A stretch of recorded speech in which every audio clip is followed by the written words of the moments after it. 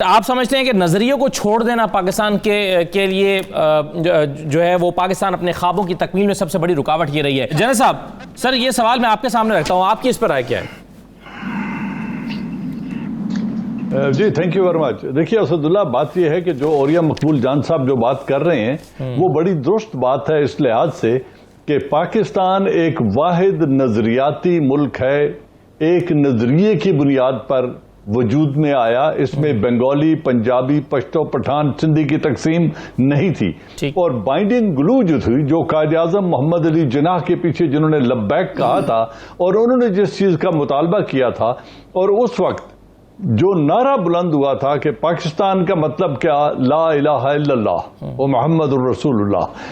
یہ کلمہ بائنڈنگ گلو تھا جس نے تمام نسلوں سے بالا تر ہو کر ہمیں ایک قوم بنایا، بھائی بنایا، اور اسی کی بنیاد پر اس وقت کے برٹش انڈیا کی تقسیم ہوئی، اور اس طریقے سے ہم وجود میں آئے۔ لیکن وجود میں آنے کے بعد دو باتیں ہوئی، ایک یقیناً ہم وہ منزل حاصل نہیں کر سکے، اور وہ یونٹی اور وہ بائنڈنگ گلو ہم نے سم ہاؤ اس بائنڈنگ گلو کو کمزور کر دیا، اور وہ قوتیں جو اس وقت پاکستان بننے کی حامی نہیں تھیں، وہ جب ادھر آ گئیں تو انہوں نے اس میں طرح طرح کے فسادات پیدا کرنے شروع کیے اور قوم کو تقسیم کرنے کی کوشش کی، اور انفارچونیٹلی قائد اعظم محمد علی جناح کے ساتھ زندگی نے وفا نہیں کی، اور وہ بہت جلد ہمیں چھوڑ کے چلے گئے، اور پھر وہ محاورتاً جس طرح یتیموں کا مال لٹتا ہے اس طریقے سے اس پاکستان کو پھر لوٹا گیا۔ لیکن اس کے باوجود ہم بہت منازل طے کر چکے ہیں، اور آج ہم ایک بہت مضبوط ریاست ہیں، یقیناً بہت زیادہ بہتر ہو سکتے تھے، مسڈ اپرچونٹیز بہت زیادہ ہیں، لیکن تمام تر غلطیوں اور کوتاہیوں کے باوجود we are a force to reckon with, we are not a pushover. کوئی آج ہمارے ساتھ ٹکرانے کی جرت نہیں کر سکتا اگر ہمارے اندر یونین ہو، اگر ہمارے اندر اتحاد ہو، اور اگر ہم اس کرپشن کی لعنت سے چھٹکارا حاصل کر سکیں تو ہم آج بھی ایک بہت مضبوط ریاست ہیں۔ بالکل سر، پہلے آپ کہیے کہ کیا پاکستان اسلام کی تجربہ گاہ بن رہا ہے، اور کیا پاکستان انٹرنیشنل فرنٹس پہ وہ کامیابیاں سمیٹ رہا ہے جو 2 سال پہلے سے ہم نہیں دیکھ رہے تھے، یا جہاں پر پاکستان کو ہم خسارے میں دیکھ رہے تھے؟ دیکھ لیں، یہ تو نظر کی بات ہے کہ آپ کس اینگل سے دیکھ رہے ہیں۔ پہلی بات یہ ہے کہ پاکستان، یہ جو ہم OIC کی بات کر رہے ہیں کہ آج ہمارے ساتھ نہیں کھڑے، 72 سالوں میں کتنی دفعہ 57 مسلمان ملکوں نے ہمارے حق میں کھڑے ہو کر، ہمارے ساتھ کھڑے ہو کر کشمیر کے لیے آواز اٹھائی ہے۔ 72 ایئرز میں کتنی دفعہ انہوں نے ہمارے حق میں یونائٹڈ نیشن میں مل کر ایک آواز اٹھائی ہے۔ OIC نے کب کوئی واضح پوزیشن اختیار کی ہے جب سے اس کا وجود آیا ہے کہ ہم نے کشمیر کی آزادی کے لیے یا مسلمانوں کے اوپر ہونے والے مظالم کے لیے ہم نے آواز اٹھانی ہے؟ یہ کبھی بھی نہیں ہوا۔ یہ اسی وقت ہوتا رہا ہے جب پورے عالم اسلام کو امریکہ نے لیڈ کیا ہے۔ افغانستان میں جب USSR آیا تو اس وقت جتنے اسلامی ممالک تھے ان سب نے والنٹیئر ہو کر اخراجات بھی اٹھائے، اور USSR کے خلاف جنگ کرنے کے لیے افغانوں کی مدد بھی کی، کیونکہ اس سارے ایشو کو لیڈ امریکہ کر رہا تھا۔ آج بھی اگر امریکہ لیڈ کرے گا تو OIC پوری ان کے پیچھے کھڑی ہو جائے گی، لیکن اب تو پچھلے 2 سال میں OIC کا ہمارے ساتھ کھڑا نہ ہونا ہماری ناکامی نہیں ہے۔ اس وقت میں سمجھتا ہوں پاکستان نے جو امریکہ کو نو مور، پہلی دفعہ 1962 کے بعد پہلی دفعہ پچھلے 3 سالوں میں ہم نے آ کر امریکہ کو نو مور کا جواب دیا ہے، ڈو مور ایکسپٹ نہیں کیا، اور ہم نے کہا ہم اپنی انڈیپینڈنٹ پالیسیز کو پرسو کریں گے۔ اور اس کی وجہ جغرافیائی حالات بھی تو ہو سکتے ہیں نا سر۔ میں سر اس پر اوریہ صاحب کی رائے بھی لینا چاہوں گا۔ جنرل جاز وان صاحب، وہ مثبت چیزیں، چیدہ 3-4 نقطے جس کی بنیاد پر آپ سمجھتے ہیں کہ پاکستان میں یہ کچھ چیزیں مثبت ہو رہی ہیں اور پاکستان کا مستقبل بہتر ہو سکتا ہے ان چیزوں کی بنیاد پر، چیزیں سے؟ دیکھیں، پہلی بات یہ ہے کہ پاکستان نے اپنی جو اسٹریٹجک ڈائریکشن ہے اس کو درست کر لیا ہے۔ ہم جس بہت بڑی قوت کے ساتھ ہزاروں میل دور ٹیک لگاتے تھے، اب ہم نے اس قوت کو ایک پولیٹیکل انگیجمنٹ کے علاوہ اس کو اس سے زیادہ اہمیت نہیں دی، اور آج ہم نے اپنی اسٹریٹجک ڈائریکشن درست کرتے ہوئے یہ دیکھ لیا ہے کہ اس ریجن میں رہتے ہوئے اپنے پڑوسیوں کے ساتھ اور کیسے تعلقات لے کر اپنے ملک کو پرائرٹی دیتے ہوئے اپنے پوٹینشیل کو ایکسپلائٹ کیسے کرنا ہے، یہ Gwadar and belt and road initiative اور اتنی بڑی الائنس بنانا، یہ میرے خیال میں بہت بڑی اچیومنٹ ہے، اور اس میں تمام پولیٹیکل لیڈرشپ کو اور جتنے لوگ انوالو ہیں ان سب کو کریڈٹ جاتا ہے۔ افغانستان کے امن کے لیے ہم نے جو ایک اسٹریٹجک پوزیشن اپنی اصولی موقف اپنایا تھا، اس کو آج ہم منزل کے قریب لے آئے ہیں، اور آج پوری دنیا مان رہی ہے کہ افغانستان میں وہ ہوگا جو افغان چاہیں گے، ان کے اوپر کوئی نظام مسلط نہیں کیا جا سکتا۔ تیسری بات،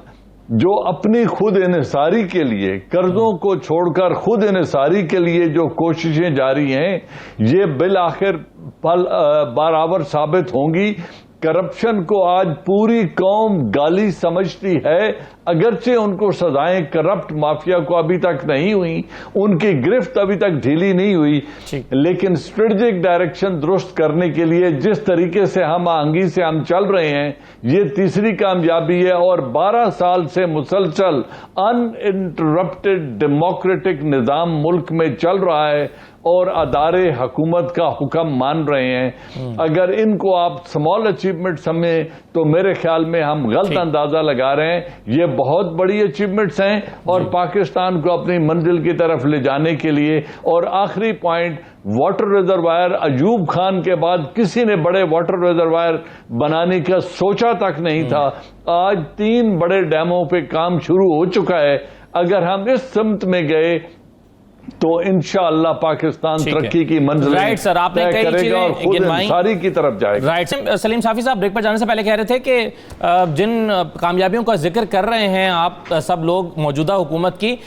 یہ تو زرداری صاحب نے اور نواز شریف صاحب کے زمانے میں انیشیٹ کیا گیا تھا اس کو، جو آپ ایک شکل اختیار کر رہے ہیں، اس پر آپ جنرل صاحب کچھ کہنا چاہتے ہیں؟ پھر میں شاہ صاحب کے پاس آتا ہوں۔ ہاں اسد اللہ، میں مختصراً میں دوسرے پارٹیسپینٹس کا ٹائم نہیں لینا چاہتا۔ ہم پاکستان کی اچیومنٹ کی بات کر رہے ہیں، کسی ایک سیاسی پارٹی کی اچیومنٹ کی بات نہیں کر رہے۔ دوسری بات، مذہب اور ریاست کا فرق اوریہ مقبول جان صاحب بیان کر دیں گے، اور یہ کہنا کہ جدا ہو دی سیاست سے تو رہ جاتی ہے چنگیزی، اب آپ اوریہ مقبول جان صاحب سے پوچھ لیں، وہ وضاحت کر دیں گے۔ صحیح ہے، چلے میں اوریہ صاحب سے پوچھتا ہوں، لیکن ارشاد صاحب، یہ ایک تو ظاہر ہے خارجی محاذ پر کچھ کامیابیوں کا ذکر ہوا، چلیں موجودہ حکومت کی تھیں یا پچھلی حکومت کی تھیں، لیکن پاکستان کی کامیابیاں سلیم صافی صاحب اور باقی لوگ بھی اس پہ کہہ رہے ہیں، لیکن داخلی محاذ پر کون سے چیلنجز اس وقت درپیش ہیں؟ دیکھیں، میں نے تو بالکل موجودہ حکومت کا نام ہی نہیں لیا، میں نے تو 2 سال کا عرصہ کیا ہے کہ جب آپ مروبیت سے نکلے، آپ بالادستی جو امریکہ اور انڈیا کی تسلیم کر کے بیٹھے ہوئے تھے، یہ علیحدگی کی تحریکیں یہاں کیسے ختم ہوئی ہیں؟ جب آپ نے آنکھیں دکھانا شروع کیں، آپ نے کہا کہ آپ ٹیٹ فار ٹیٹ ہوگا تو اس کے بعد ہوگی، ورنہ ادھر سے حوصلہ افزائی ہو رہی تھی۔ بے نظیر بھٹو صاحبہ نے پارلیمنٹ میں کھڑے ہو کر کہا کہ میں نے خالصتان کے ایشو پر راجیو گاندھی کو رعایت دی، ریلیف دیا، مدد کی، لیکن اس کا جواب مجھے